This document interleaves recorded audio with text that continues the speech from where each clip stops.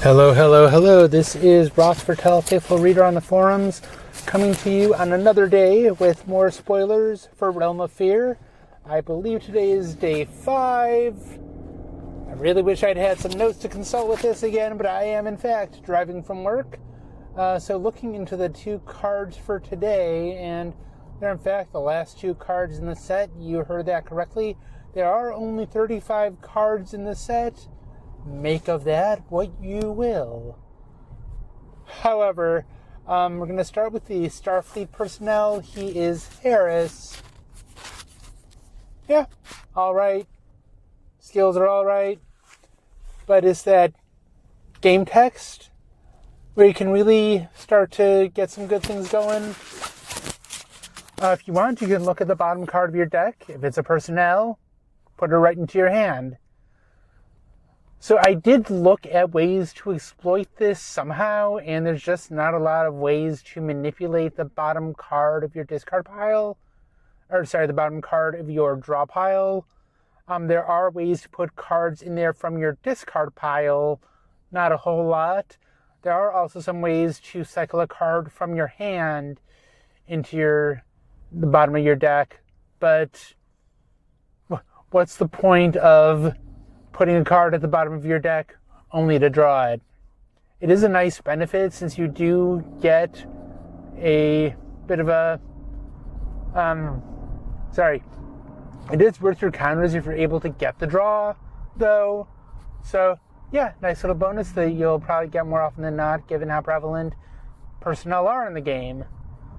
And that takes us to the Lakota, Excelsior class ship that your cadets, when they're attempting missions and the ship is there, I believe, could complete the missions as if they were attempting a dilemma, which gives them some skills.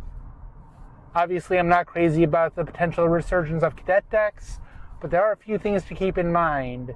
Mainly, it has to be that ship. There are ways to get a ship out. Christening will probably help you. But it has to be that ship. That ship has to be present. Not only that, the ship has to be able to use its game text. So a few minor difficulties and you're good. Given how prevalent abilities are on ships, that's not a bad card to stock in your deck anyway. So there are ways to minimize this.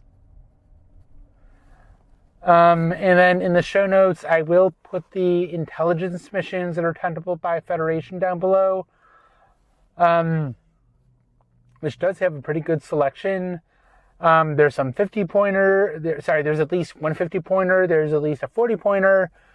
So there is a pretty good selection that you can do with this card. Pretty good amount of tricks. Just be aware that you are fairly reliant on this one card to really make things go. So it's not as bad as it seems. Personally, I'd like a ship with a little less range, but that's just me. It is still pretty expensive, but hey, cadets are cheap. What do you expect? Alright, that is about all that I have for now, and I am not close to a red light, so feel free to tag out if you want. I'm just going to be babbling for between now and when this video ends. You can see that down below. Thank you very much for listening. The set is developing onto something really nice. We're in Intelligence Week. I like that we're getting intelligence outside of the Federation. You'll see that a little more as things develop. It's also showing up on some missions as we saw earlier in the week. I imagine next week will probably be more of a focus on TOS. Also, we got Garrett Graham. We got Garrett Graham as a card. And thankfully, I am out of lights, so my blabbing will stop as soon as I'm able to get my recorder out and hit stop.